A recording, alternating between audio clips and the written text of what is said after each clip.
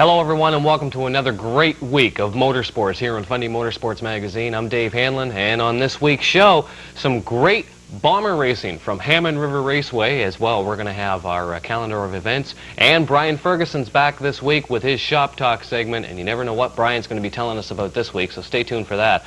But first, something new to Fundy Motorsports Magazine. Recently in St. John, there was something called a hog rally. Now let's take a look and find out exactly what it is as we go down to Don Ferguson in the registration room.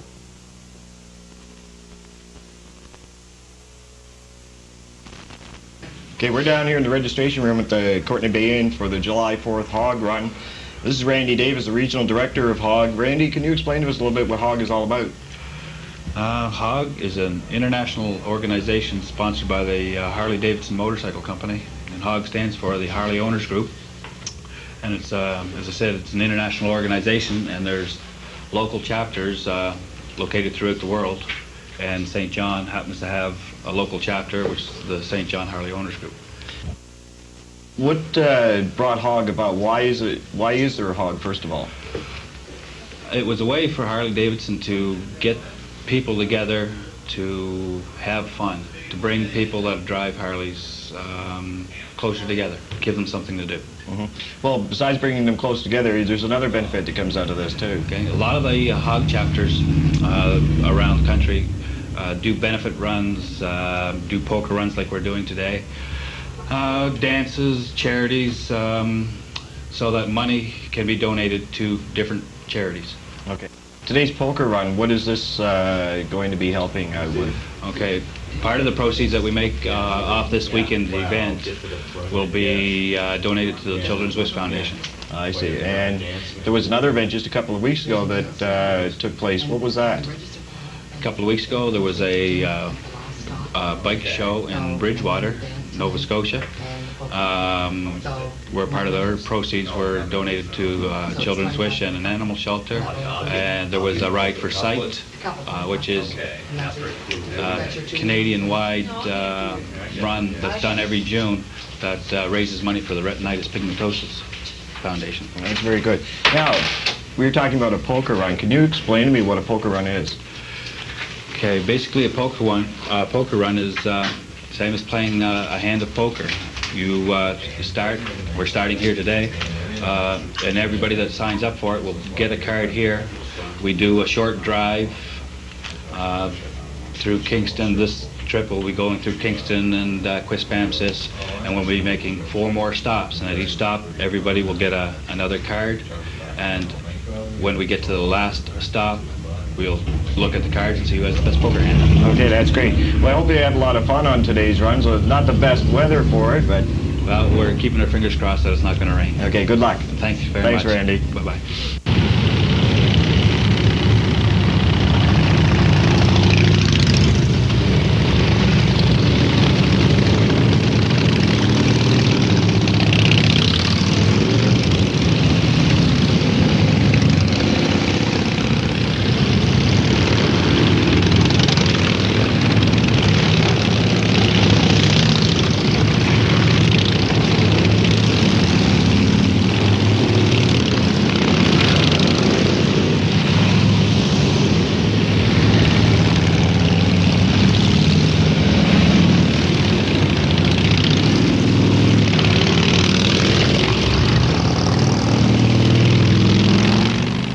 Now that looks like fun. Kind of makes me wish I actually had a hog. Unfortunately, I can't afford one right now.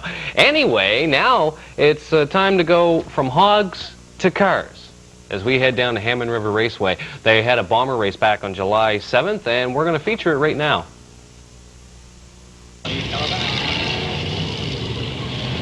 Ron Conley, Darrell Campbell, Jimmy Cage, Kevin Rogers. No, I don't think it's Kevin Rogers. Perfect. Big fella. All right, Colin Cassidy, John Robertson, Jim Humble Jr., Steve McHugh, and Homer Lane. Oh.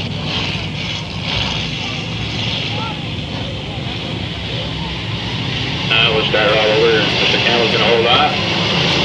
The green flag.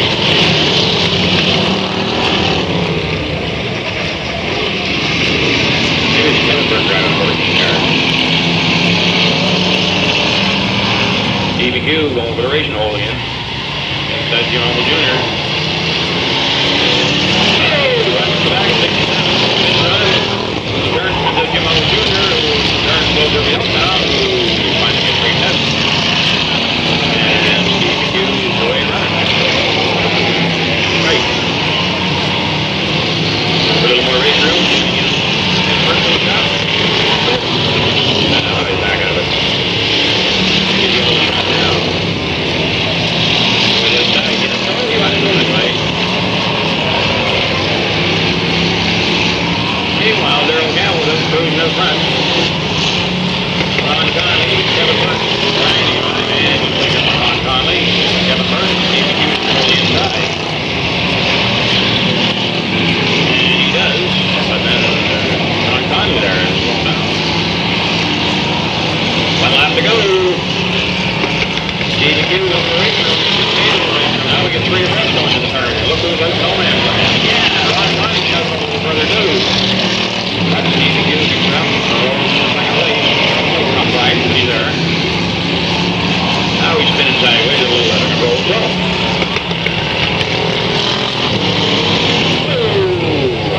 Not sure who's not going to. Oh, Colin Cassidy kind of. He has a problem with the accelerator. I think it's not working very well. Okay, Daryl Campbell's your winner.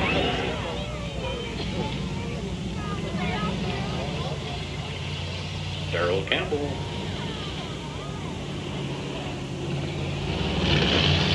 Steve McHugh second. And now for the Fundy Motorsports Magazine calendar of events. The Eastern Mini Stock Association has a Unity Raceway, Unity Maine, July 18th of this year, of course. Also coming up is the Stunt Drivers at Petty Raceway. It's July 25th, and start time is 7 p.m. Also coming up in the near future, we have the Super Street Weekend at Penfield Dragway. Yes, Penfield back open once again this year. It's July 25th, and we'll let you know the time on that. Also, 4x4 racing at Hammond River Raceway. That's coming up July 26th, something you won't want to miss if you like 4x4 racing. Now, it's back to Hammond River Raceway for the Sportsman's feature. 10, 42, 27, 9, 77, 4, 29, 79. We lost 71 car, we lost a 7 car, 5 car. Ray Gale gets a jump with Ricky Kessler that time.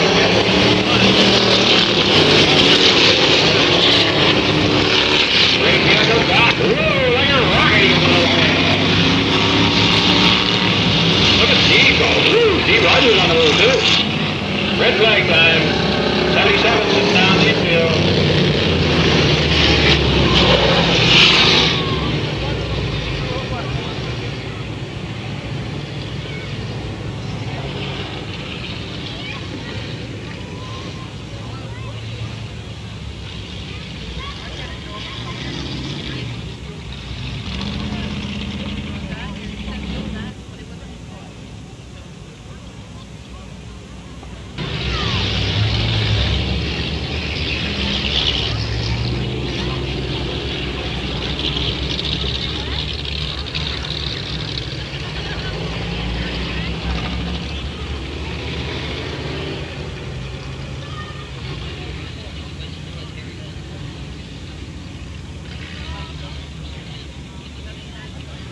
Twelve, 2, 50, 10, 42, 27, 9, 29, 4, 7, and 79. 2, 4, 6, 8, 10, 11.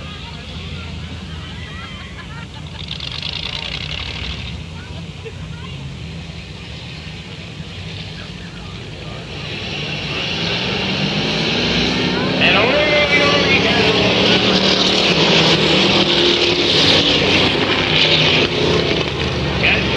Come back hard. And he's holding on the back there. 42 going hard too, but he's in trouble. He's got 50 car power and 10 is coming.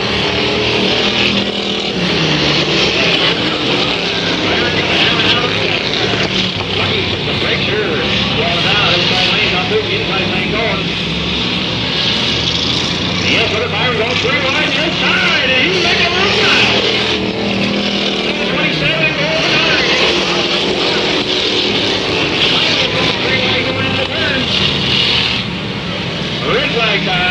77, high in the turn.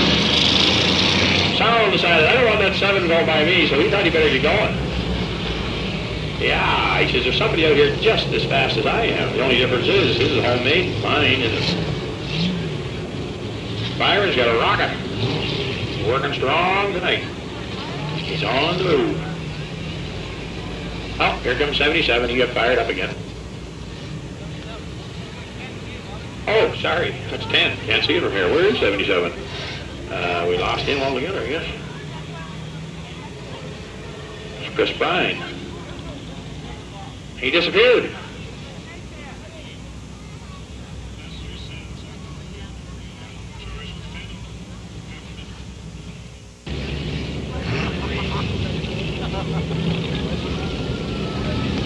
One down. 19 to go. Hang on to your seats. I think he's going to be interesting.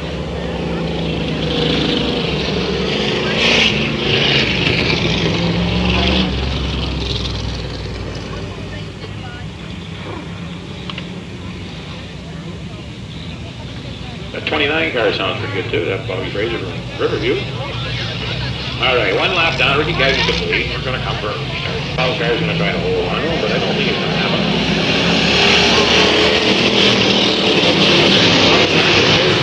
The 7 and the 50 and the 27 all on the move. Left Lamb get lost in there. Left Lamb giving a little help. Oh, look at that Byron go over the holes. He is on the move. Watch that 7 car.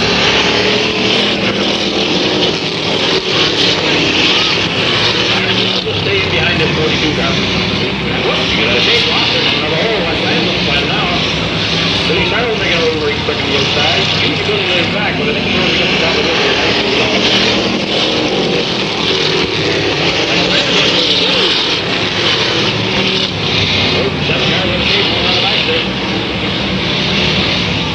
Byron has trouble doing one on each side.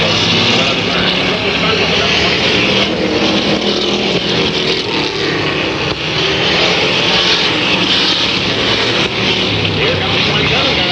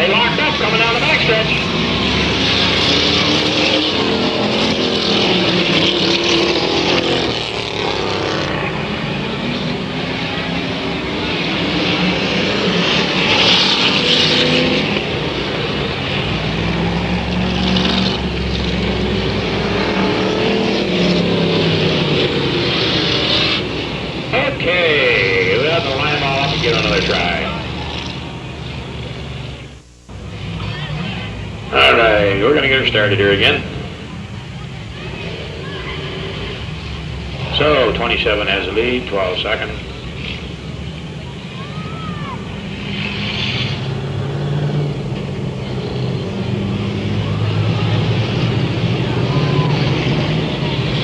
Tall, 7-9. Look at that 7 car. He moved up well, didn't he?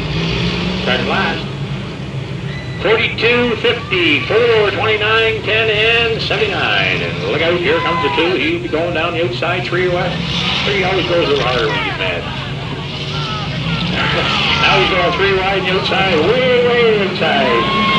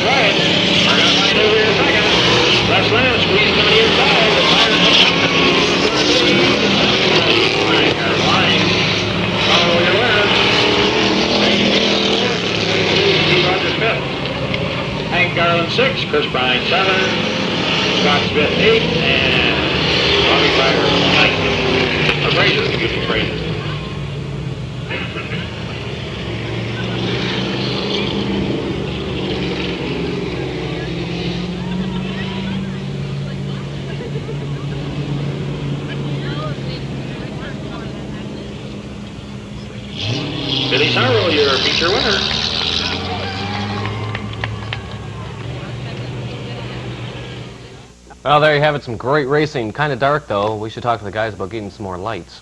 Anyway, congratulations goes out to Bill Somerville. That should boost your point standings considerably. Now it's time for Shop Talk with Brian Ferguson. And Brian, what do you have for us this week? Well, Dave, what we're going to talk about today is a little bit on engine oils. There's many different types of labeling you may see on the containers, usually embossed inside this circle. I guess the first thing I should say is that there's 3 groups who are responsible for the grading of engine oils. It's a group effort. First of all, it's the SAE, which is the Society of Automotive Engineers. They're responsible for the part of grading the oil as viscosity-wise, how heavy the oil is. And then there's also the API, which is the American Petroleum Institute. They're responsible for the service classifications. That is, are they for diesel engine, gasoline engine, and the different applications that they may be used for. Also involved is the ASTM, which is the American Society for Testing Materials. They help, along with the SAE and API, to come up with these different classifications.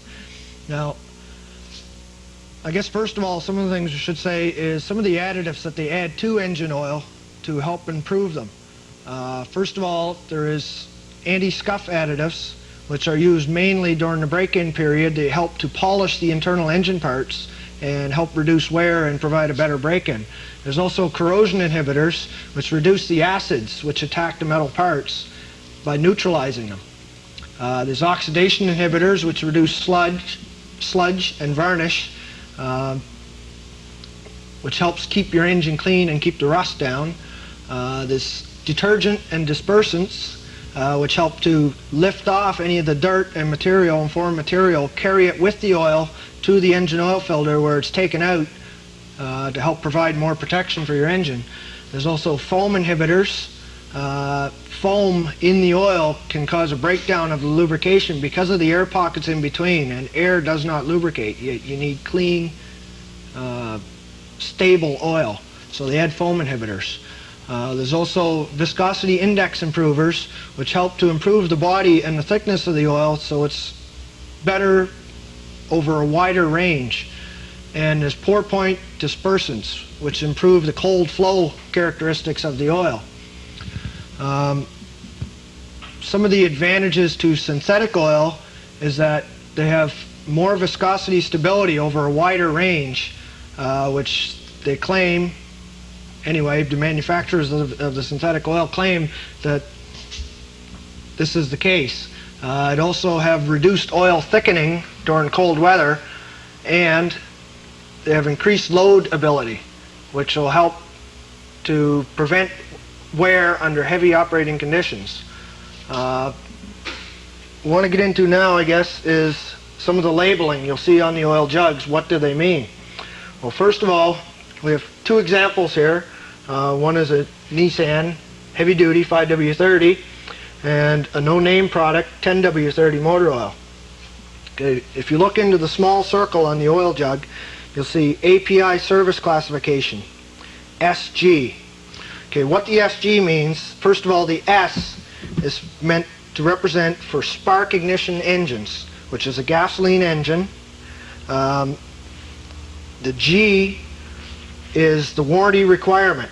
Now, beginning in 1964, they had an SC, which meant 1964 warranty requirements. Now, they worked their way up to SG, which means it meets 1991 warranty requirements for all manufacturers. So as long as you see the SG, warranty-wise, it is safe to put into your 1991 car. You'll also see CC, which is the rating for diesel engines, or compression ignition is what the C would stand for. The second C is the warranty classification. Now this one here has a slightly lower rating as far as for diesel engine. This one is a CC. On this one over here we have a CD. CD is the latest at this time as far as diesel engine warranty goes. In the middle of it you'll notice the SAE number, which is a 10W30. Okay, the 10W represents a 10 weight oil for winter use, while the 30 represents a 30 weight summer use. These are called multi-viscosity or multi-grade oils because of the ability of them to operate over a wider range. Now, the higher the number goes for viscosity, the thicker the oil is. The important thing is you should always try to follow the manufacturer's specifications.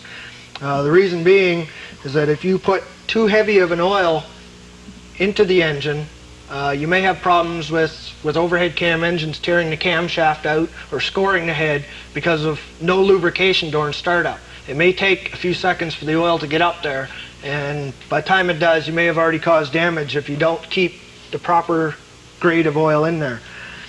Also underneath, you'll see energy conserving 2.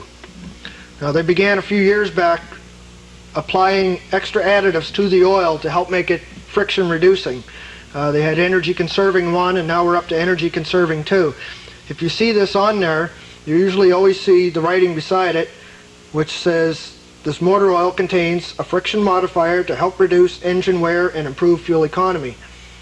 So if you see that on there, then you know that it's, as far as wear wise, it's an up-to-date oil. it's safe to use in your car as far as warranty requirements go. Now, there's many different brands of oil on the market, and there's many different people who have different claims about, you know, this oil is better than that oil. I guess the main thing is, number one, don't mix brands of oil. If at all possible, if you're using, for example, Esso, continue using your Esso. Don't add 1 liter of this and 1 liter of this, because they may come from different bases and they may not mix properly. When it comes to adding engine oil to your car, you should always follow manufacturer's specifications, which will usually be found either in the owner's manual or the service manual, or you can get it from your dealer. This is a typical layout of what you'll find in the service manual showing the recommended oils. They'll usually have a chart showing temperature ranges and viscosities. Now, this particular one is showing a scale from minus 29 degrees Celsius to plus 38 Celsius. The preferred oil for this particular engine is 5W30, preferred over all ranges. Now, if the car is going to be operated on temperatures above minus 18 Celsius at all times, then it is acceptable to use 10W30 or 10W40. The reason for using a slightly heavier oil during the summer is that it will have less tendency to thin out, and you don't have the large requirement of needing a thin oil during startup, because it tends to flow better anyway as the temperature increases. You'll also see down here 5W30 is preferable for all ambient temperatures. 20W40 and 20W50 are usable if the ambient temperature is above 10 degrees Celsius for all seasons. So it's very important to follow the manufacturer's recommendations. After all, he did design the engine, and he did, I'm sure, lots of testing to find out the amount of flow that's required to protect the engine against dry startups. Well, there you have it, everything you wanted to know about motor oil, but we're afraid to ask. We'd like to thank Brian and everyone else who was on this week's show. And, well, I guess that's it. On behalf of producer Don Ferguson, I'm Dave Hanlon for Fundy Motorsports Magazine. Keep motoring, and here's some clips of what you're going to see on next week's show.